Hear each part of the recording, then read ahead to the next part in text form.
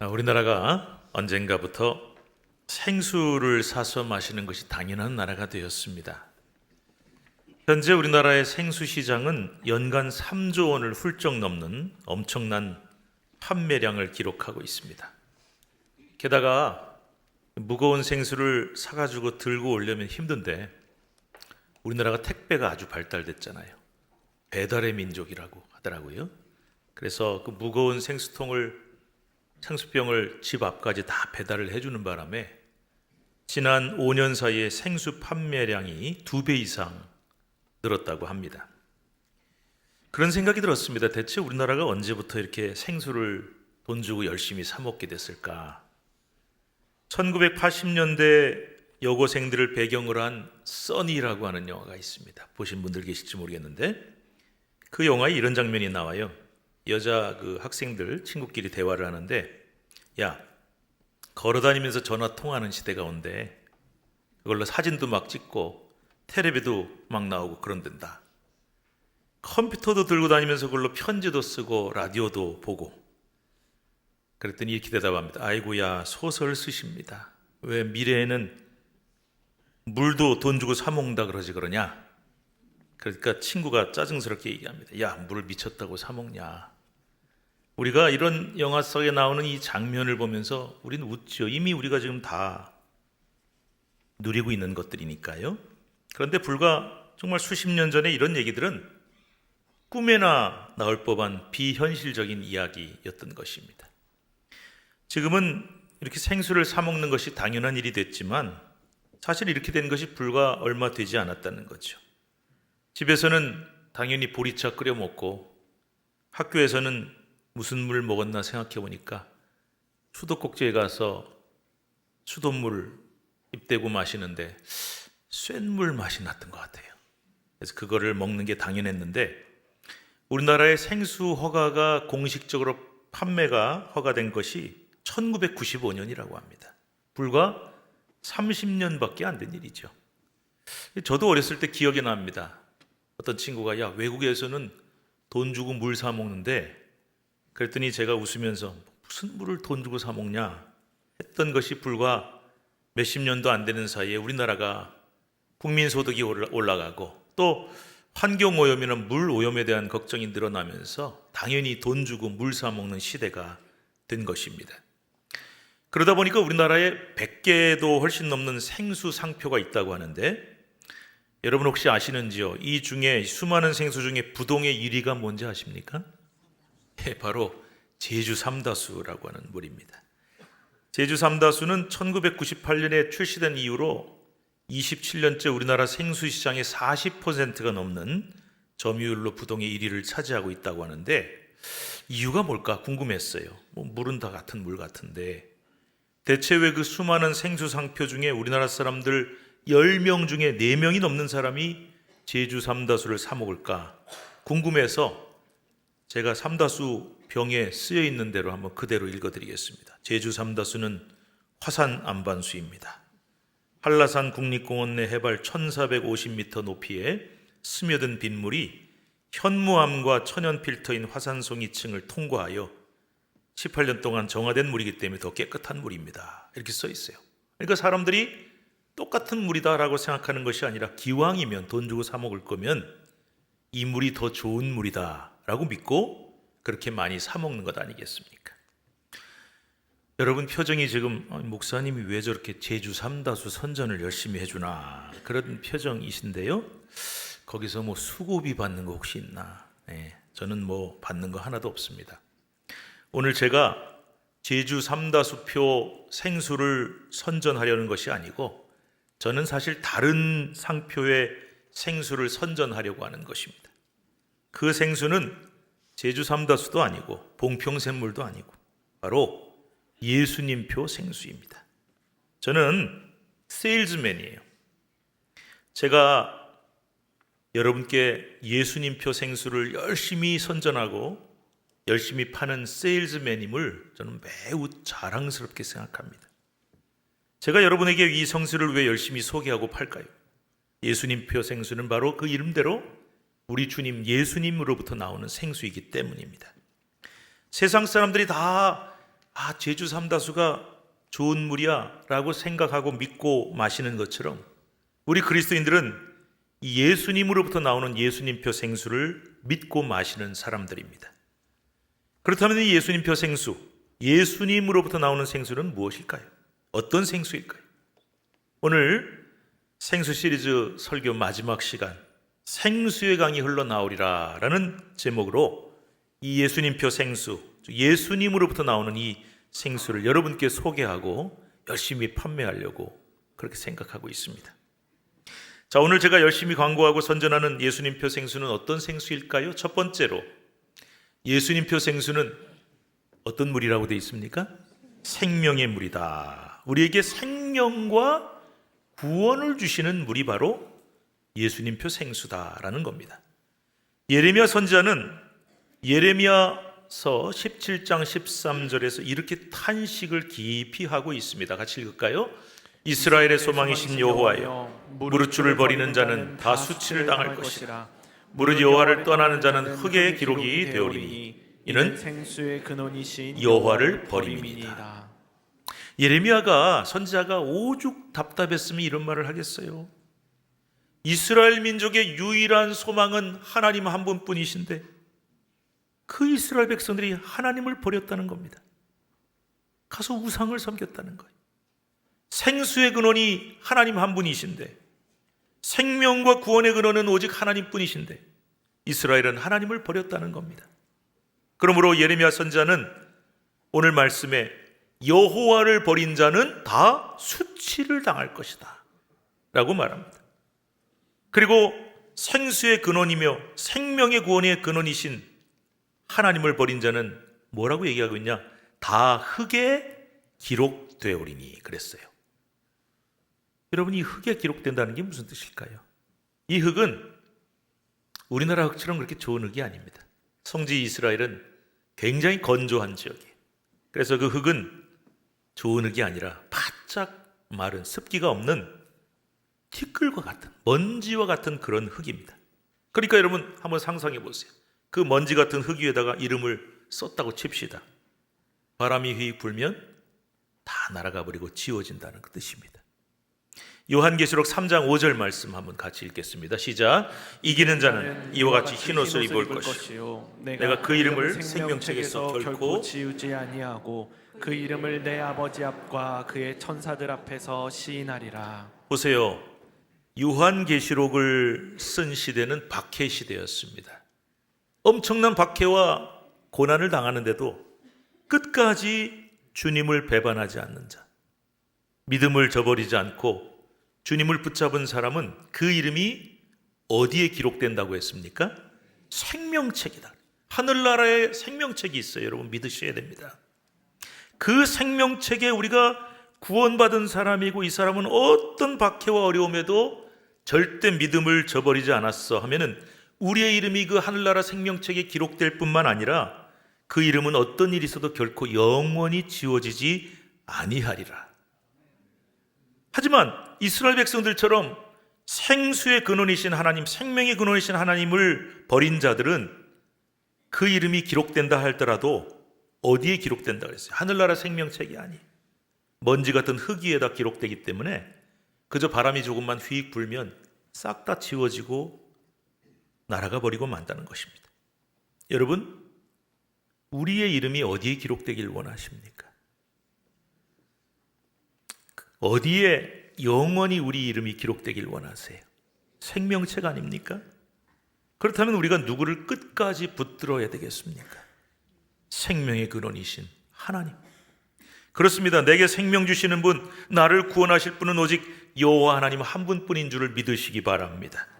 그런데 이 진리를 모르고 하나님 대신에 이 세상의 것 의지하고 우상 의지하고 세상 사람 붙들고 엉뚱하게 터진 웅덩이를 의지하는 어리석은 사람들이 너무 많다는 거예요.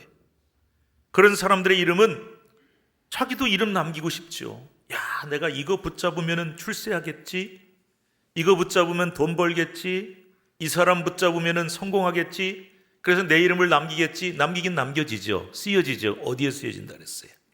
먼지 같은 흙 위에 쓰여지기 때문에 바람 조금만 불면 싹 다 날아가고 지워질 수밖에 없다. 허무한 인생, 영원히 지워지는 인생. 혹시 나는 하나님 대신에 엉뚱한 데 소망을 두고 터진 웅덩이, 아무리 물을 가두어도 다 새나가 버리고는 그런 엉뚱한 웅덩이를 파고 있는 어리석은 자가 아닌가. 우리는 늘 내 자신을 돌아볼 수 있어야 한다는 것입니다. 자, 두 번째, 제가 소개하는 예수님표 생수는 누구에게서부터 나와요? 예수님께로부터 나와서 계속해서 흘러가는 생수입니다. 오늘 본문 요한복음 7장 37절 38절 말씀 읽겠습니다. 시작. 명절 끝날 곧 큰 날에 예수께서 서서 외쳐 이르시되 누구든지 목마르거든 내게로 와서 마시라. 나를 믿는 자는 성경의 이름과 같이 그 배에서 생수의 강이 흘러나오리라 하시니. 자, 명절 끝날, 여기서 말하는 명절은 초막절이라고 하는 이스라엘 백성들이 지키는 아주 중요한 절기입니다. 왜 이 초막절이 생겼냐? 이스라엘 백성들이 출애굽을 해서 광야에서 40년 동안을 살아요. 근데 아무것도 없는 척박한 광야에서 집이 어디 있습니까? 텐트 치고 장막 치고 40년 생활했죠. 그걸 기념하면서 초막절이라고 하는 명절을 7일 동안 지키는데, 지금도 이스라엘 사람들 중에는 멀쩡한 집 놔두고 초막절 되면은 텐트를 치거나 진짜 이런 나뭇가지를 가지고 초막을 얽어서 만들어가지고 거기서 생활합니다. 그런데 이 초막절 기간에 유대인들이 하는 일이 또 하나 있어요. 매일매일 저 예루살렘에 있는 실로암 못에 가서 물을 길어다가 성전 제단에다 갖다 붓습니다. 왜 그렇게 했을까? 이게 기념이에요, 기념. 이스라엘 백성들이 그 아무것도 없는 척박한 광야에서 40년 생활할 때 뭐 먹고 살았습니까? 하늘에서 하나님이 만나를 매일 내려주셨잖아요. 그럼 무슨 물을 마시고 살았습니까? 물이 어디 있어요? 목말라 죽겠다고 하나님 원망하고 모세 원망하니까 하나님이 모세에게 명령하십니다. 반석을 돌로 쳐라. 아니, 반석을 지팡이로 쳐라.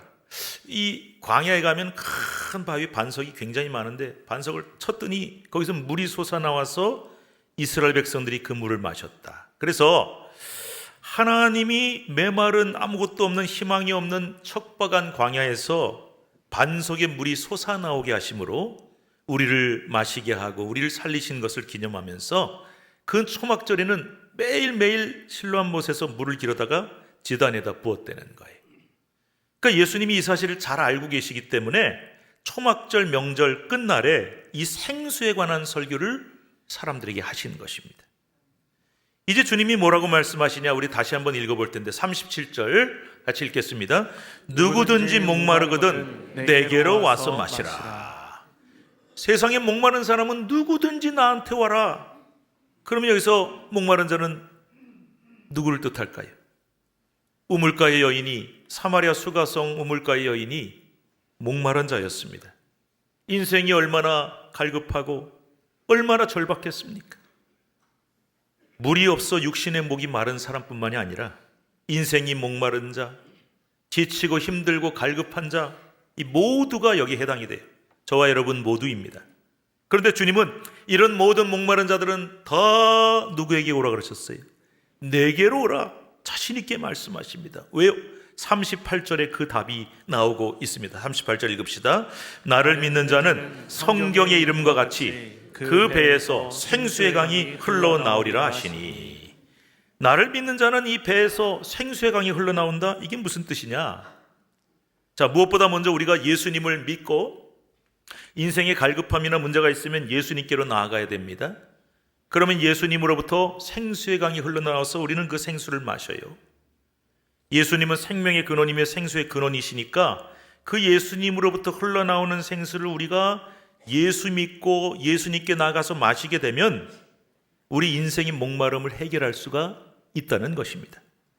그런데 그걸로 끝나는 게 아니에요. 예수님을 만나고 십자가에 나아가서 그 예수님으로부터 나오는 생수를 마셔서 목마름을 해결받은 사람은 나아가서 그 배에서, 그 성도들의 배에서도 생수의 강이 흘러나오기 때문에 다른 사람이 마실 수가 있게 된다. 그래서 제가 좀 이해하기 쉽게 정리를 좀 해봤어요. 이런 단계가 오늘 본문에 나오는 거예요. 첫 번째, 인생의 목마른 자들은 어떻게 해야 되느냐? 어떻게 알았어요? 예수님 믿고 예수님께로 나아가라. 그럼 그 다음에 어떻게 돼요?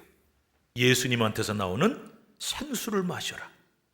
그 다음 어떻게 되겠습니까? 내 인생의 목마름이 해결되죠. 근데 그걸로 끝이 아니라 그랬어요.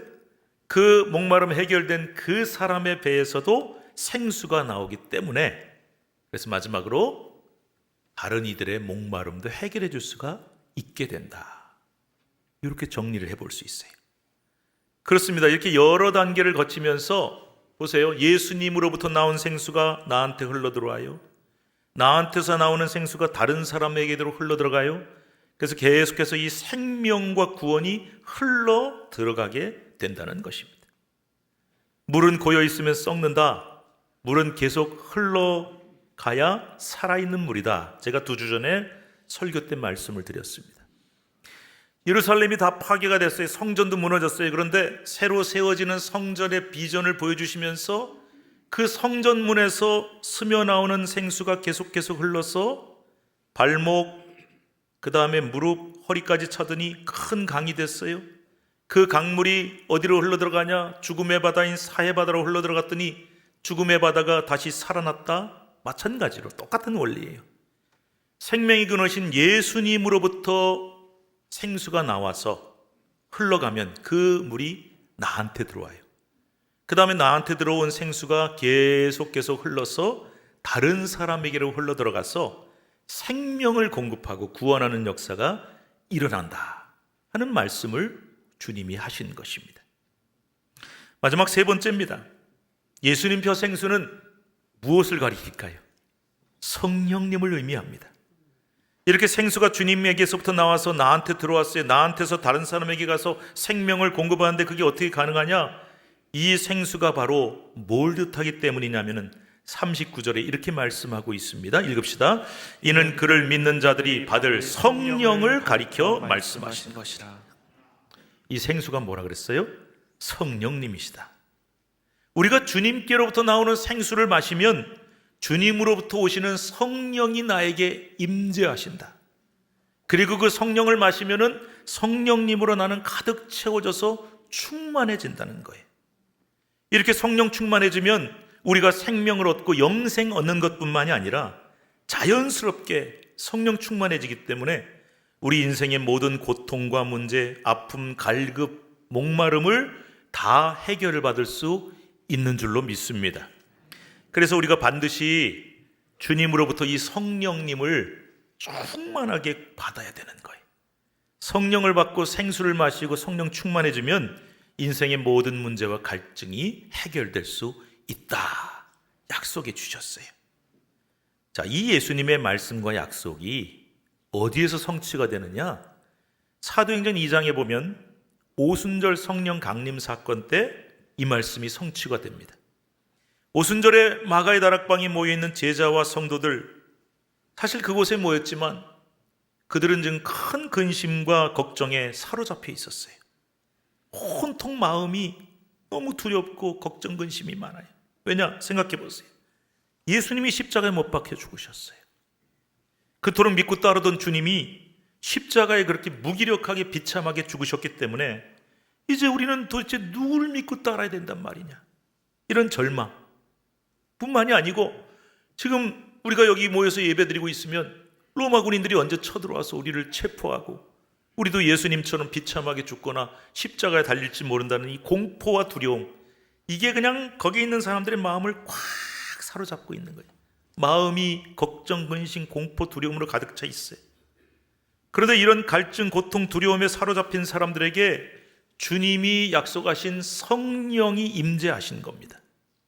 급하고 강한 바람 같은 소리로 불의 혀처럼 갈라지는 모습으로 성령님이 거기 있는 사람들에게 강력하게 임재하시니까 방언이 터졌다 뿐만이 아니고 그들을 짓누르던, 그들의 마음속에 가득 차 있던 근심, 걱정, 고통, 불안, 절망 어느새 다 사라졌어요. 그들은 기쁨에 가득 차고 확신에 가득 차서 하나님을 찬양하며 예수님을 증거하고 초대교회를 세워서 놀라운 부흥의 역사가 일어나게 됩니다.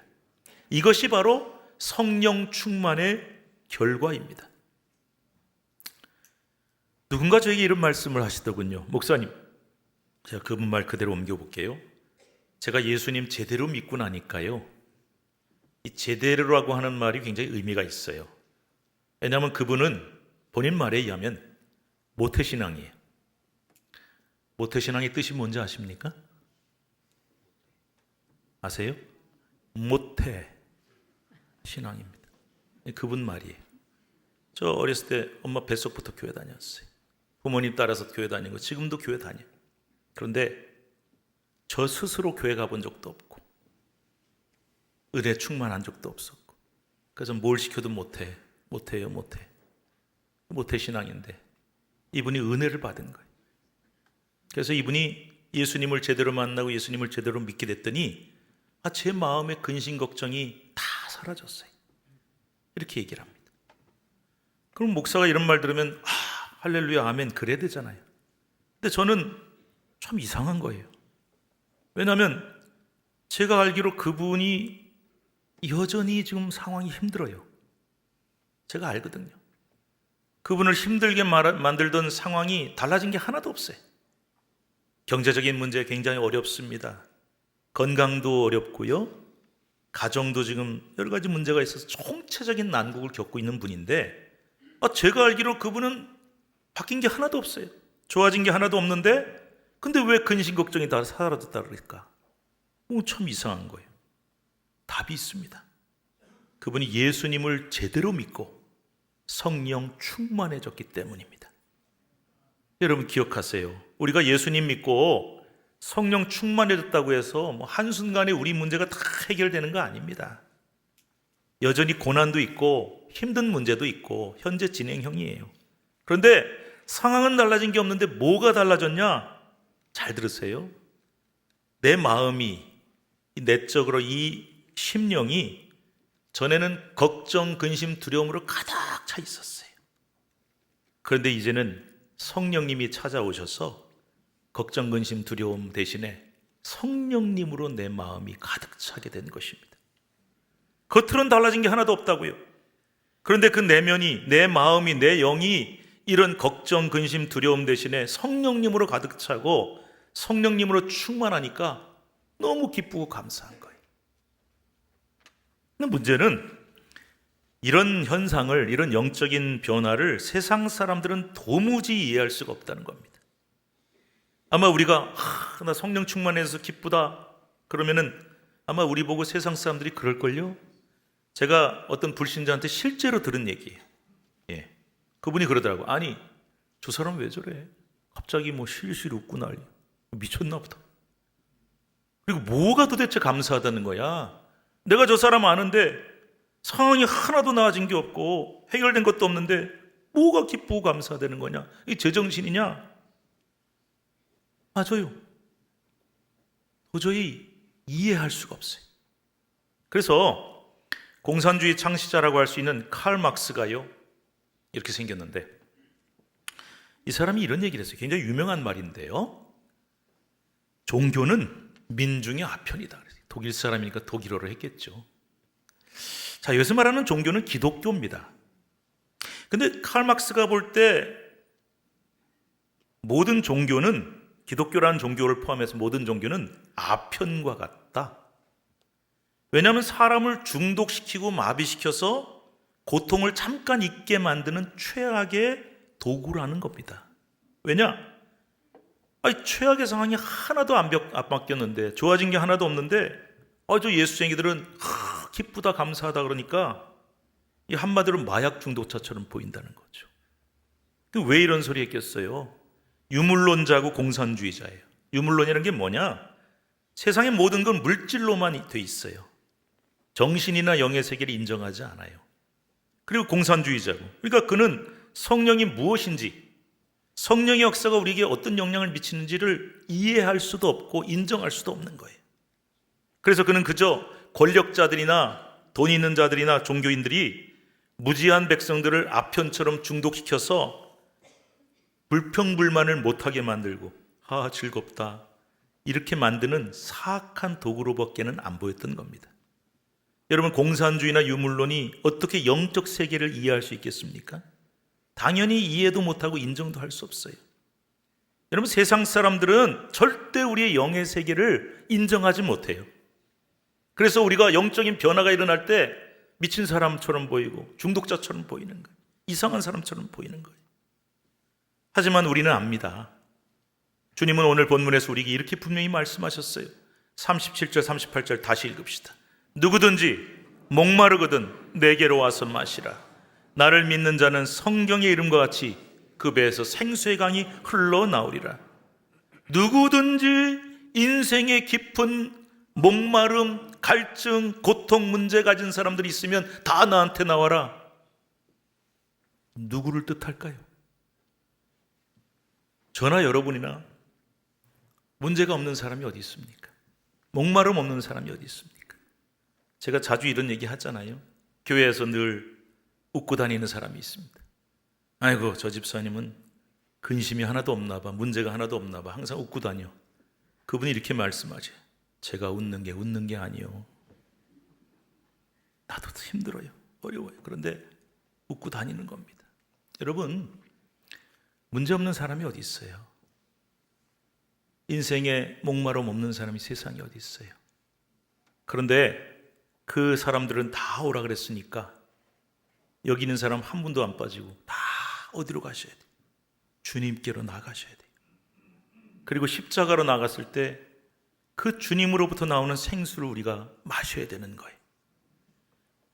나에게서 나오는 생수, 예수님께로부터 나오는 생수인 성령은 너의 모든 근본적인 목마름과 고통과 문제를 해결해 준다. 그리고 성령으로 충만한, 기쁨과 감사로 충만한 삶을 살 수 있게 해주신다고 약속하셨어요. 우리는 오늘 이 진리를 분명히 알고 분명히 믿기 때문에 세상의 삶이 여전히 힘들고 팍팍할지라도 오직 주님의 손을 꼭 붙잡고 살아갈 수 있는 것 아니겠습니까, 여러분?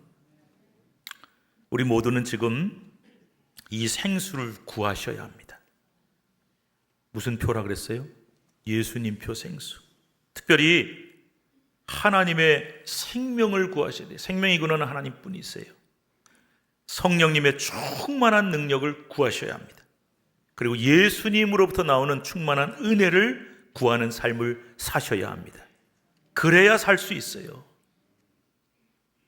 이 험하고 복잡한 세상 속에 우리가 뭘 붙잡고 삽니까? 그래서 제가 새해를 맞아 4주 동안이나 생수라는 주제로 말씀을 함께 나눴던 것입니다. 아무쪼록 벌써 한 달이 다 지나고 2월 첫 주를 맞았습니다. 새해를 시작하면서 저와 여러분 모두가 이 생수와 같은 말씀을 잘 듣고 뜨겁게 기도하면서 우리 모두가 이 세상의 물의 특징이 뭐라고 제가 말씀드렸어요. 목말라서 마셔도 조금 있으면 다시 목말라져요. 세상 모든 물은 다 그래요. 근데 영원히 목마르지 않은 물, 생수. 그리고 세상에 터진 웅덩이 특징이 뭐예요? 물 아무리 갖다 가둬도 다 새나가요. 세상 모든 웅덩이는 다 터진 웅덩이에요. 세상의 물, 세상에 터진 웅덩이 구하지 말고 올 한 해 우리 인생의 문제를 영원히 해결해 주실 생수, 우리 인생의 갈급함을 단 한 번에 후련하게 해결해 주실 생수, 주님으로부터 나오는 이 생명의 생수, 성령의 생수를 간절히 구하고 마시는 저와 여러분 될 수 있기를 바랍니다. 요즘 여러분 중에 요즘에 내가 왠지 좀 그냥 기쁨이 없어. 뭘 해도 기쁘지가 않아.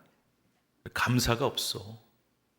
교회를 와도 무덤덤하고 예배를 드려도 그냥 그런가 보다 하고 신앙생활 평생 했는데 내 안에 어떤 기쁨과 감사가 없어. 사람들은 그래요. 너 참 누리는 게 많아. 받은 은혜가 많아. 알아요. 머리는 아는데 별로 안 기뻐. 별로 감사하지 않아. 만약에 그런 마음이 드신다면 그거는요, 최근에 내가 유독 문제가 많이 일어나고 또 힘든 일이 유독 많이 생겨서 그런 게 아니에요. 내 안에 성령이 충만하지 않기 때문입니다. 이거는 뭐 다른 사람 얘기가 아니라 제 고백이에요. 목사인 저도 평생 교회 다니고 또 목회하면서도 어느 순간에 제 안에 기쁨이 없을 때가 있어요. 그냥 무덤덤하고 감사하지도 않고 그럴 때가 있어요. 그때 저는 깨닫죠. 왜 이럴까? 성령이 충만하지가 않구나. 이 안에 뭔가 다른 게 채워져 있구나. 그래서 여러분, 이 성령의 생수를 항상 마시는 게 정말 중요한 거예요. 여러분, 주님 앞으로 나아가십시다. 그분을 믿고 붙잡고 주님으로부터 나오는 이 생수를 계속 받아 먹으면서 성령 충만함, 정말 하나님이 기뻐하시는 성령 충만한 삶, 시원한 삶, 하나님을 기쁘시게 하는 삶, 늘 기쁨과 감사가 넘치는 삶을 풍성히 누리시는 저와 여러분 될 수 있기를 주님의 이름으로 축복합니다. 기도합시다. 하나님 감사합니다. 우리는 우물가 여인처럼 마셔도 곧 다시 목마른 세상의 물들, 아무리 물을 가둬도 다 새나가고 마는 터진 웅덩이를 파며 살았던 인생이 아니었는가. 우리는 진정 성전에서 나오는 하나님의 말씀과 은혜를 받아 그 물이 점점점 많아지고 커지며 큰 강을 이루고 죽음의 바다를 생명의 바다로 바꾸는 이 역사를 목도하면서 정말 예수님께 나아가 그분에게서 나오는 생수의 강을 마시며 성령 충만한 삶을 누리고 있는가 돌아보게 하여 주시옵소서. 혹 수십 년 평생 교회 다니면서 최근에 내 마음속에 기쁨이 없고 감사도 없고 감격도 없고 무덤덤한 삶을 살고 있다면 다시금 주님 앞으로 나아가게 하시고 성령 충만함을 받아서 내 모든 갈증을 해결받고 예수님으로 말미암아 풍성한 삶을 누릴 수 있도록, 은혜의 삶을 누릴 수 있도록, 기쁨과 감사와 감격의 삶이 넘칠 수 있도록 우리를 인도하여 주시옵소서. 생수가 충만한 사람 되며 내 배에서 생수의 강이 흘러나가 다른 사람에게 은혜를 끼치고 구원을 전하는 생수의 사람이 될 수 있도록 도와주옵소서. 예수님의 이름으로 감사하며 기도하옵나이다. 아멘.